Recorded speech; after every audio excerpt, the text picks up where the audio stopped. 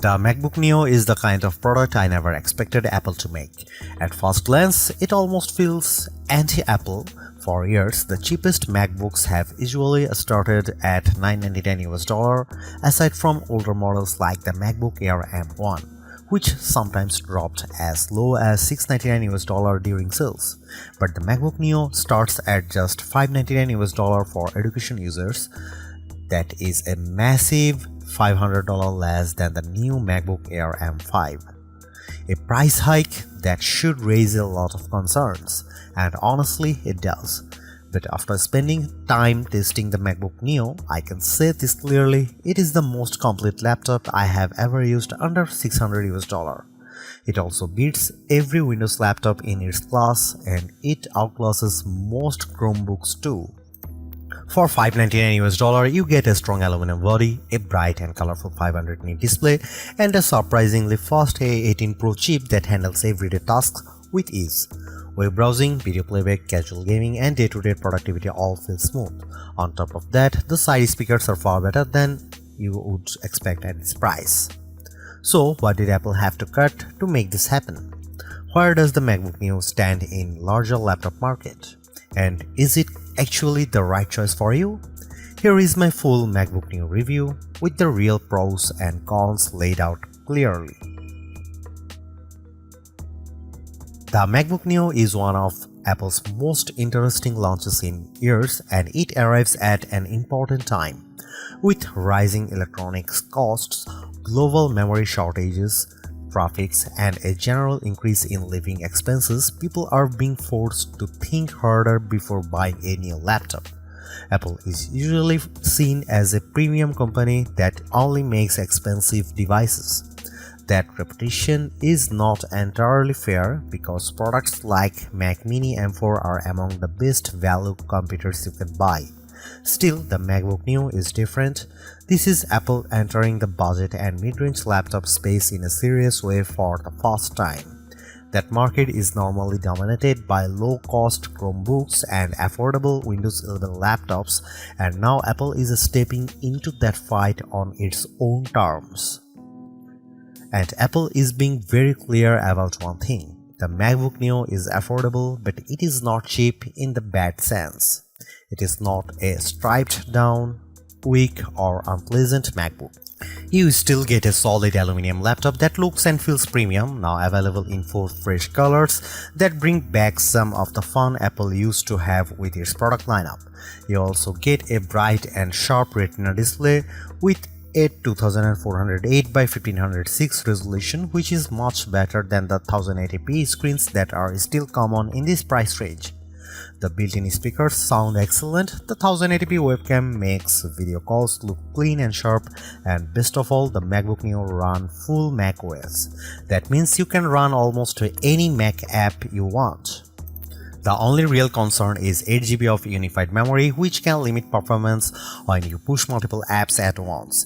Even so, for everyday tasks, I had no major problems using the machine, and that makes it especially appealing for students.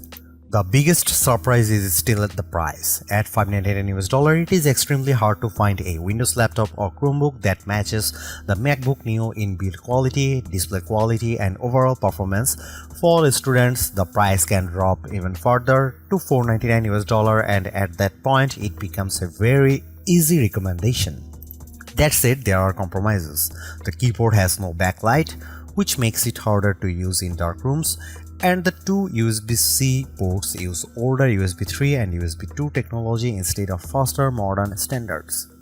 Even with those compromises, Apple has made what is easily the best budget laptop you can buy in 2026. It may not be the absolute cheapest laptop available, but it is absolutely worth paying a little more for this level of polish and consistency. Windows laptop makers and Chromebook makers have been put on notice. The A18 Pro chip is one of the biggest reasons the MacBook Neo exists, and it is also one of the most interesting parts of the machine. Instead of using an M-series chip like other modern Macs, Apple chose the A18 Pro, the same chip that powered the iPhone 16 Pro. At first, that sounds unusual. Putting a phone chip in a laptop is not the standard approach, but the logic behind it actually makes a lot of sense. Apple has far more experience designing mobile chips than computer chips, and its high-end iPhone silicon is now extremely powerful in a low-cost laptop that may be smarter than using a weak traditional laptop chip that struggles to keep up. By using an older iPhone chip, Apple lowers the cost without sacrificing too much real-world performance. So why not use an older M chip like the M1? Apple says the A18 Pro has a 16-core neural engine that is better suited for on-device AI tasks, including Apple Intelligent features inside macOS. The M1 is not as capable in that area, and the A18 also benefits from faster memory that makes this choice look a lot more strategic than strange. And because the A18 Pro is still a 64-bit ARM-based chip, the MacBook Neo runs full macOS, not a restricted mobile operating system. You are not stuck with iPhone apps. You can run standard Mac software just like you would on a MacBook Air, MacBook Pro, Mac Mini, or Mac Studio. macOS runs well on the Neo, and although it is not as snappy as my MacBook Pro, it still feels impressive for the price. For the best experience though, you should keep expectations realistic and stick mainly to lighter apps. I used built-in tools like GarageBand and Keynote, and both run smoothly. That is the kind of workload this laptop handles best. You can still go beyond that. I installed Steam, which requires Rosetta on non-Intel hardware, and it worked. That shows how open the MacBook Neo is compared with Chromebooks, which are still far more limited in the apps they can run. Some budget Windows laptops also ship with Windows 11 in S mode, which is basically a locked down version of Windows that awkward app restrictions. The MacBook Neo avoids all of that. In practical terms, this makes the Neo much more flexible than a Chromebook or a Windows S Mode laptop. It is also more useful than an iPad Pro in some ways, even though the iPad Pro may be more powerful on paper. The reason is simple: the Neo runs full Mac software, not iPad OS apps. Apple's ecosystem features also work here. You can mirror your iPhone, drag and drop files, make calls, send messages, share your clipboard, and use an iPad as a secondary display. I tested it with the latest M5 iPad Pro, and the setup worked extremely well. That is important because it means the MacBook Neo does not feel like a second-class Mac.